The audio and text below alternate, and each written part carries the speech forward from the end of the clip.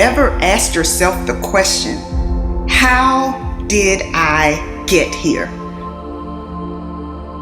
Many times we make subtle decisions that don't seem to be a big deal, but what we often fail to realize is that where you are today is the result of all of the decisions, big and small, that you've made up until this point. The good news is, even if you are not where you want to be right now, you still have a chance to rewrite your script.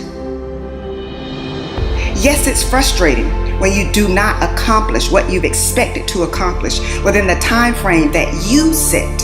Yes, all of us want our journey to be a straight path, but in actuality, your journey will have unexpected stops. It will have curves, it will have hills, it will have valleys, you will have sunny days, you will have rainy days. But you have to decide. If I encounter rejection, if I encounter frustration, if I am disappointed, I will not give up. The key is to learn how to separate your feelings from your performance. Yes, some days I don't feel like working. Some days I have to battle with unfair situations. But at the end of the day, I have a decision to make. Either I'm going to have a pity party or I'm going to figure out how to pull myself up. So I say to you today, pull yourself up. Lift up your bowed down head. Guess what? Every day I have to choose to pull myself up. There will always be something that you can complain about. There will always be something that you could be worried about.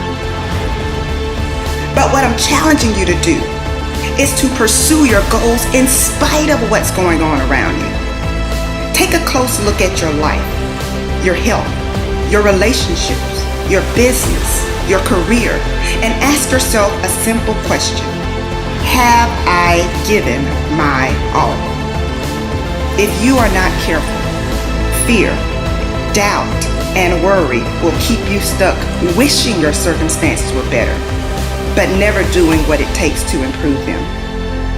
It's time for you to pursue what you really want, not what others want for you, not what others expect from you, but you gotta pursue what you really want with everything you've got.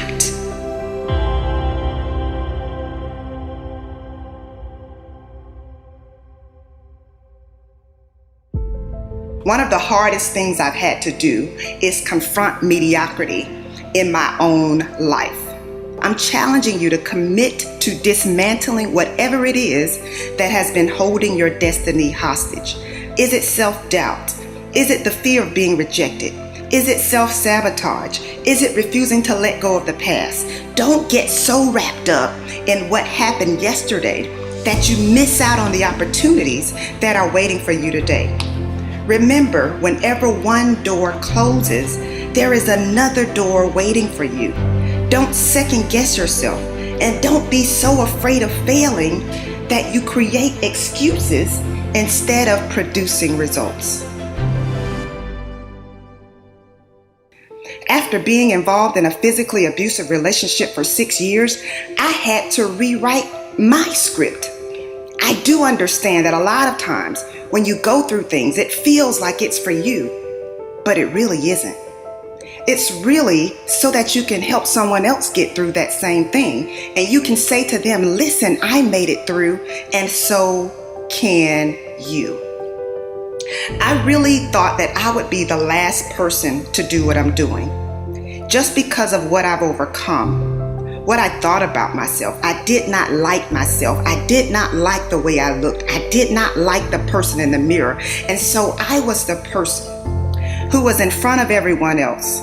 And everyone thought I was happy. Everyone thought I had it all together. But I was secretly depressed. I was secretly battling with low self-confidence. And I was so broken. And how many of you know that when you are broken sometimes, you can attract the exact opposite of what you need? In retrospect, I know why I stayed in an unhealthy relationship for 6 years. In my mind, I could not do any better. In my mind, there was no way that anyone else would be attracted to me. So I stayed. But eventually, I came to realize that I was not lucky to have him, but he was lucky to have me. I came to realize that I deserved better.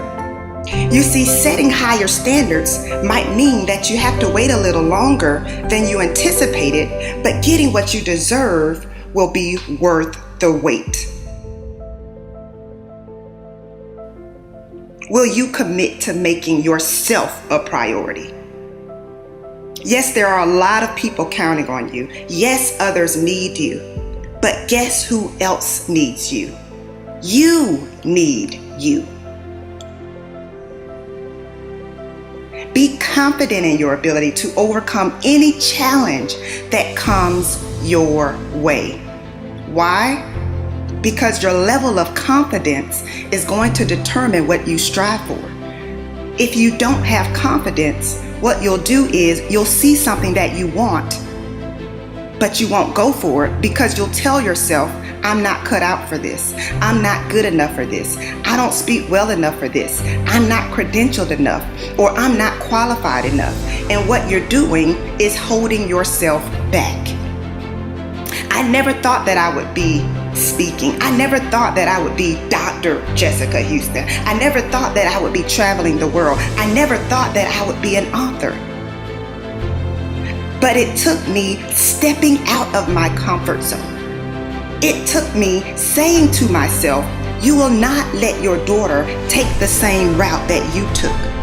That's what helped me the most. What I have discovered is that women are very good at pretending to be okay.